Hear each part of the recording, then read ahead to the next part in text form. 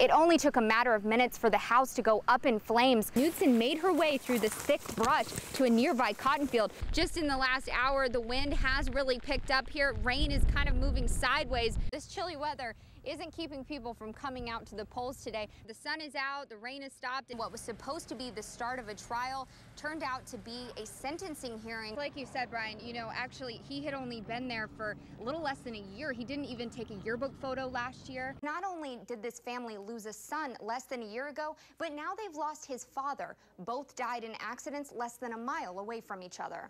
Paul Ryan made an unexpected stop right here on the back of this pickup truck to talk to the crowds about the important issues of this campaign. Now, that is one tough 10-year-old. Now, her grandmother even told me that when she got home, she simply said hi and went to bed like nothing had happened. For students on the go, YouTube may be the best place to catch the latest crime prevention video. Larceny can happen at any time to anyone. But you can also catch them on one of the many flat-screen TVs on campus, like here in the Mendenhall Student Center. Take a look at this car behind me. Crews brought it up from the ditch. Behind me is the home where investigators say Jeffrey Warren lived. We came to the Jacksonville Police Department to get answers about what happened. We tried showing them this video. Wes, this was a pure accident. The driver of the car was never charged, but it did change the lives of one little girl and her family. Back home forever, so I'm not going back anymore.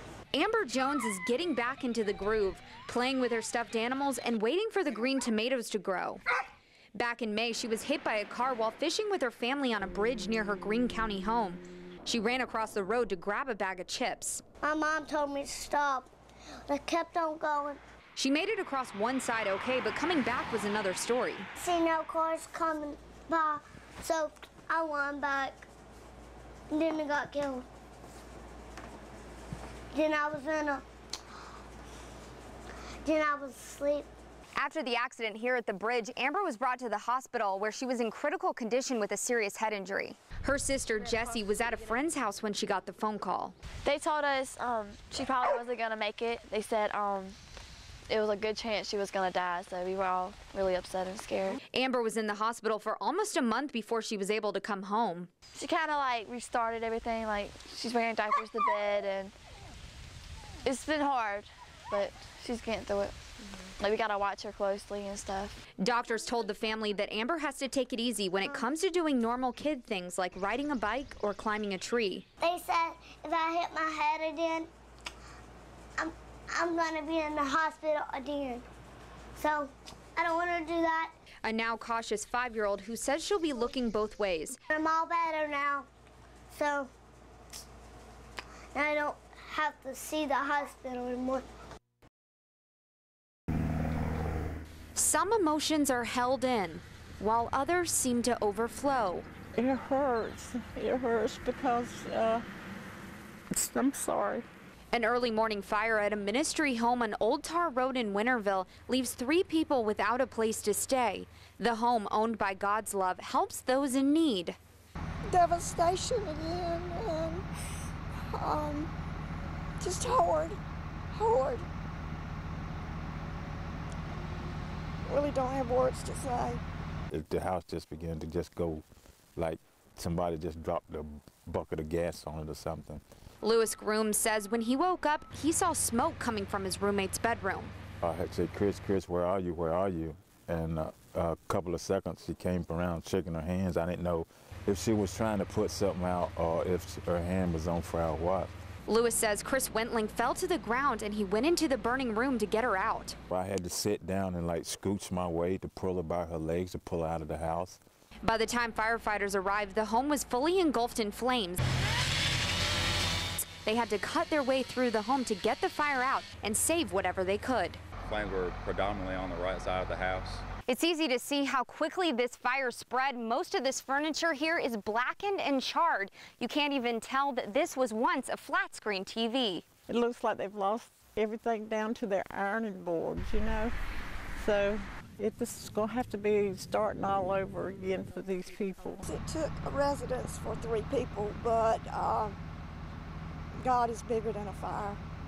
They will be taken care of. Brian, when people started lining up for this, it was about 9:30 this morning. Now, when we got there, the line was wrapped around Dowdy Ficklin Stadium, and the energy was electric.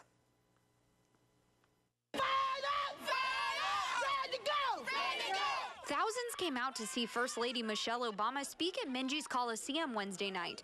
Rosa Brody was one of the first people to arrive. We have shirts, we have buttons, and we have fired up and ready to go. And after the speech was over, Rosa was even more fired up. Wasn't it wonderful? Oh, Jessica. She is just so magnetic. And she's on the battlefield by her. As the last of the people trickle out of these doors, you can still hear the excitement in the air. Fired up! It was a very good speech, very good speech. What do you think were the highlights? I'd like just it wasn't all about politics. It was about moving forward. Mrs. Obama also pushed for young voters to get out there and do their part, a message that hit Millicent Jones hard. Oh, it was great. Yeah, I was really inspired by it. I'm not much of a person to get into voting, but I actually registered today, and I'm going to be voting for Obama. I was very excited because really nobody don't come to Greenville, so I was like, yes, I get to see somebody. 12-year-old Journey Payton says it was an experience she'll never forget. I think that she was very good, and she did very marvelous. Bobby Daniels is just like any other man. No, man. I'm country, redneck country. 2 dogs and a house in the middle of Grimesland. Just give them treats. That's all you got to do is sit. And they'll do anything you ask them to do. Over? Good boy. Like alert Daniels to problems, it was around 3 a.m. Friday morning when he heard barking. So I asked my wife to get up. Maybe he had to go potty. His wife let the dogs out, and she saw something strange. She said, Bobby, did you live in your trailer to somebody?